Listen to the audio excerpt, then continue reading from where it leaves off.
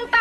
నా కోడిని మింగేసి నీ నోరు పడా నీ నోటుకు వచ్చినట్టు వాగుతావంటే ఇదిగో నీకు దొంగ సొమ్మరుగుద్దంటే గుడిసేడుదానా గుడిసేడు చెబుతా ఊరు అందరికీ తెలిసే కొత్త కొత్తనే రంకు కబురు చెబుతా కొలుకుతో నన్ను అంటారే. నీ కొప్పు కోసేసి కుప్పలో దక్కేస్తా జాగ్రత్త. నా రంకు కబుర్లు అంటే రంకు దాల్చినమ్మ బొంక నేర్చుద్దని ఊరికి అన్నారంటే అసలు వాడే బాగోతు ఊరందరికీ తెలిసే. ముసలమ్మగుడిని తొంగోనిచ్చి నువ్వు వాడే నాటకాలు దొంగిలించటాక మంగళ మీద దొరికిందన్నట్టు నీకు మాడకోడే కావాల్సి వచ్చిందంటే మొండ మోపి మోహం దాన. ఇదిగో ఇడు చూడు, ఈసారి ఇట్టాటి ఏదో పని చేసావంటే కోక పీకి పేక చుట్టి కొమ్మకి ఏలాడదీస్తా నీ చీరు సుప్పాగల దొంగ మోహం దాన మొదనష్టపు సచ్చింది.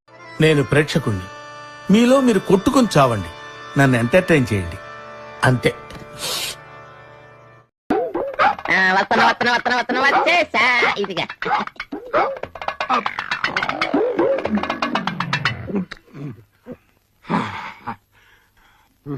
అమ్మయ్యా, నువ్వు నీళ్ళు తాగటం ఇంకొక క్షణం లేట్ అయితే నా ప్రాణాలు పోయిండేరా. బాగున్నాయన్నా? చల్లగా తీయగా ఉన్నారా? ఇంకొక గ్లాస్ తెచ్చిపెట్టి. గిరిగిరి ఇక్కడేమిటో కేకలు వినపడ్డాయి. వినపడతాయి. అన్నం పెట్టినోడివి మంచిని పెట్టాలని బుద్ధి ఉండక్కలా. సమయానికి నేను ఆ తెల్ల కుండలో నీళ్లు చేపట్టి సరిపోయింది. లప్పంగిరిగిరి తెల్లకుండా అదేమిటి? అదే ఆ గదిలో ఉండే తెల్లకుండా అందులోంచి ముంచి తెచ్చా. ఆ గదిలో తెల్లకుండలో ముంచి తెచ్చావా? ఏ గదిలో?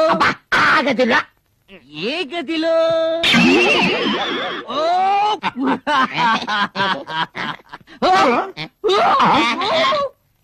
ఆడేంటి రాట కక్కుంటూ పోతున్నాడు. ఏమో అన్నా అదే అర్థం కావట్లేదు. తెల్లకుండలోంచి ముంచి తెచ్చానన్నాను అంతే. అందులో వింతే ఉంది. పెంత పచ్చిలా ఉన్నాడు. అవును రే, ఇందాక నుంచి తెల్లకుండా అంటున్నావు. నేను ఎప్పుడు చూడలేదురా. ఎక్కడుంది? దాన్ని చూపిస్తా. తల ఆడిపోతుంది. భలే బాగున్నది. ఇదిగో ఇది. ఏమైందన్నా? అబ్బా ఏమైందంటుంటా. అబ్బాయి తాగే నీళ్ళు కాదురా, మరే ఈ నీళ్ళు. ఏమిటి నాకు నువ్వు అక్కడ చేసిన పని? కోపడకండి, అంత శబ్దం వస్తుందని అనుకోలేదు. నిన్ను జన్మలో బయటికి తీసుకెళ్తే నా చెవిలో ఏలే చంపేవే. అంత మాట అనకండి. ఈల వేయటం నాకు మాత్రం ఇష్టమన్నా? ఏం చేయని చెప్పండి. ఎక్కువ సంతోషం గాని బాధ గాని కలిగినప్పుడు వేళ్ళు వాటంతట అవే దగ్గర అవుతాయి, నోటి దగ్గరికి వెళ్ళిపోతాయి. లోపల నుంచి గాలి వస్తుంది, బయటికి శబ్దం వస్తుంది. ఇవన్నీ నాకు తెలియకుండానే జరిగిపోతాయండి. నా వల్ల కాదే. ఏలేసే పెళ్ళాన్ని ఏలుకోలేను. ఇవాళ రేపు వకీల్ గారిని కలిసి నీకు విడాకులు ఇచ్చేస్తాను. అంటే ఏంటండి? కోర్టు వారు నీకు నాకు ఇక ఏ సంబంధం లేదని కాగితం ఇస్తారు. అది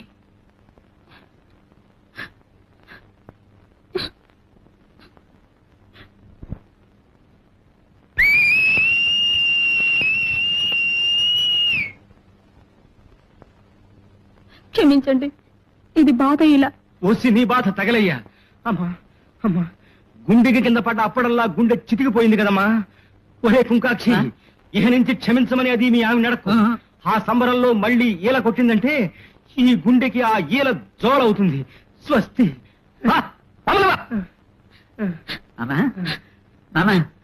గుడ్డాడుతుంది. అమ్మ బాబాయ్, అదే లోపల కదా. ఆవులిస్తే గో పగిలిపోతుంది. నిద్ర వస్తే ఆపుకో. 1947 ఆగస్టు 14 ఏం జరిగింది? పాకిస్తాన్ కి స్వతంత్రం వచ్చింది. ఆగస్టు 15 ఏం జరిగింది?